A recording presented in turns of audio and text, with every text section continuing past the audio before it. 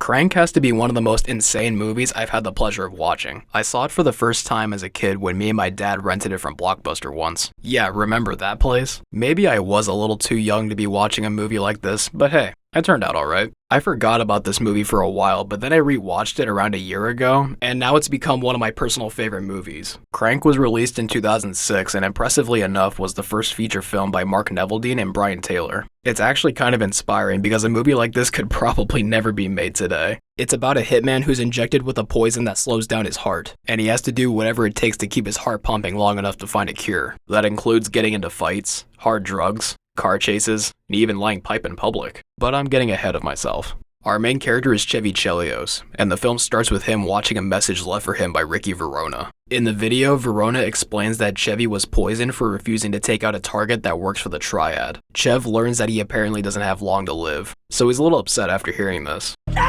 Using Google Maps, Chevy goes to visit Orlando in his hood so he can kindly ask where Verona is. I'm gonna blow your brains to the toilet! Come on, man! Orlando tells Chevy that he doesn't even know where Verona is, since he apparently still owes Orlando $7,500 from the Anselmo job, the same job that Chevy backed out on. And no, it's not that Anselmo. Chevy starts to feel pretty down under, but he's got a quick solution for this. After some goofy special effects, Chevy drives off to meet with his employer Carlito at his penthouse. Chev joins Carlito in the pool to demand a cure, but he pretty much tells him that he's SOL. So Chevy gets out and leaves, then we get reminded of when this movie was made.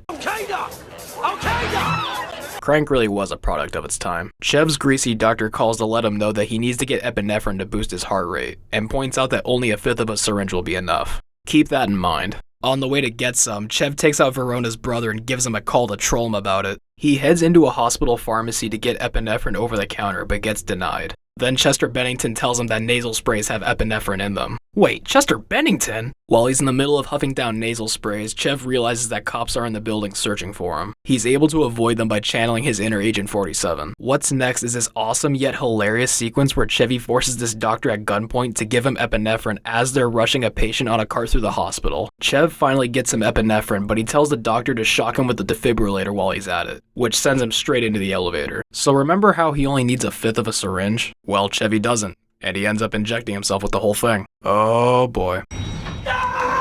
I wish I could have been a bystander watching the filming for this part. Chevy comes across a crowd watching the news, and we're blessed with this amazing police sketch of Jason Statham's face, and this guy looking down at his tent pole. After stealing a cop's motorcycle, he does some BMX stunts on it before crashing into a group of people. I know it's a movie, but god does this fall look painful. Only now does Chevy's girlfriend Eve call him back, since he was trying to reach her earlier in the movie. She apparently slept in, so he tells her that he'll be right over, and to make him a pancake. All you need to know is that Eve is basically waifu. Verona gets to see what's left of his brother, and he takes it about as well as you can expect. Meanwhile, Chevy shows up to Eve's apartment dressed like Nico Bellic, but she's not really digging the look. He tells Eve they need to go, and while he's waiting, he sticks his hand in the waffle fryer. Verona sends a couple hitmen to deal with Eve, but Chevy takes him out without her even noticing. Then they both head to Chinatown, and this is where Chevy decides to tell her who he really is. Turns out he originally told her that he was a video game programmer, because that would totally be the profession of a guy that looks like this. Chevy tells Eve what he really does for a living, and we finally get to see what exactly happened during the Anselmo job, and the warning he gave to Don Kim.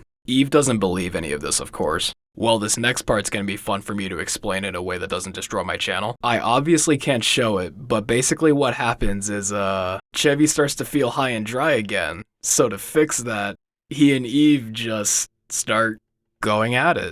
In front of everybody. Remember when I said I watched this as a kid with my dad? Chev gets a call from Kalo in the middle of doing his thing, and he's told that Verona's supposed to be at a sweatshop. So like the true gentleman that he is, he bails on Eve once he hears this. Based. I guess I should explain who Kalo is since I didn't already. He's sort of like Chevy's informant, and he's the one who told Chevy before about where to find Verona's brother. Now he's held captive by the Triad, who's leading Chevy into a trap. Chev makes his way into the sweatshop, but he's outnumbered. Then Eve suddenly shows up in an elevator to see if he was telling the truth about who he is. After shooting his way out, Chevy shoves Eve into a car like she's a suitcase and drives off. She now realizes that everything he told her before was true, including the poison and the constant need for adrenaline. So they pick up where they left off in Chinatown, and Eve gives Chevy something that rhymes with boat bed. I'll let you figure that one out. Afterwards, Chev is finally able to meet with his doctor, but despite everything he can give him, he's probably not going to survive the poison. The doctor gives him the choice to go out peacefully, but all Chevy wants is 1 hour.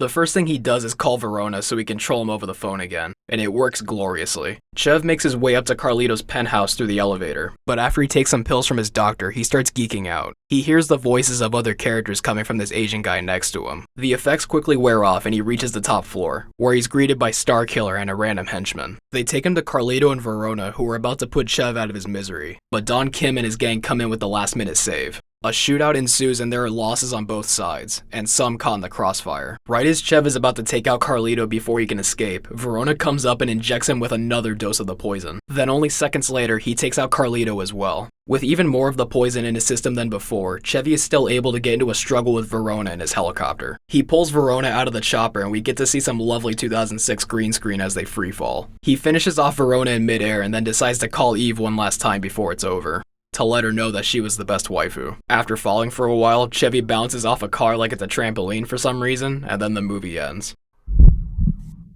Nah, I'm just kidding, there's a second one. Crank is such an insane ride of a movie. It's one of those films that shows you don't need a groundbreaking story to make it a banger. This came from a time when filmmaking felt a lot more fun, not just to watch, but you can also feel it from the people who were actually involved. I don't know if this is considered a hot take, but I would say this is one of Jason Statham's best movies. It feels like Crank was made just for him, and I can't imagine the movie without him. A fun fact I learned while writing this video is that Johnny Knoxville was apparently supposed to play Chevy, but he was a little busy with something else at the time. As much as I would have loved to see that, I think Jason was the better choice. What also stood out to me is just how practical this movie is. Jason Statham did all of his own stunts, yeah, including the one in the helicopter, and the two directors were also camera operators for certain scenes. The action is fast-paced and chaotic, but you always have a clear view of it all. During the movie's promotion, the directors apparently made a big deal at Comic-Con about how little CGI was used, and they're not wrong. There's barely any CGI, and obviously for 2006 it doesn't look great, but that's not a big downside for this movie. While the editing might feel dated to some people, I think it's kinda unique. The way that transitions are used and how each scene is framed makes it feel visually like a comic. I also love how it captures the aesthetic of the early 2000s. Crank is entertaining, ballsy, hilarious, and most importantly, it has energy. I feel like running a marathon every time I watch this movie.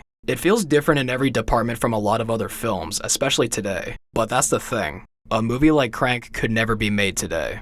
As I mentioned earlier, this movie got a sequel, and from what I remember, it managed to outdo itself in how utterly insane it is. I haven't watched High Voltage in years, so it'll be interesting to see if I like it better than the first. I wonder what other movies these directors have made. Oh, at least Brian Taylor gave us the Nicolas Cage God slap. If you made it to this point in the video, I just want to say thanks for watching. This review was a bit different from my last video, and that's why it took me so long to make. I'm working on my next video, so if you want to watch it when it comes out, be sure to subscribe if you haven't already. Now if you'll excuse me, I'm gonna go watch Crank 2 and play the rest of Shadow of the Erd Tree. See you later, guys.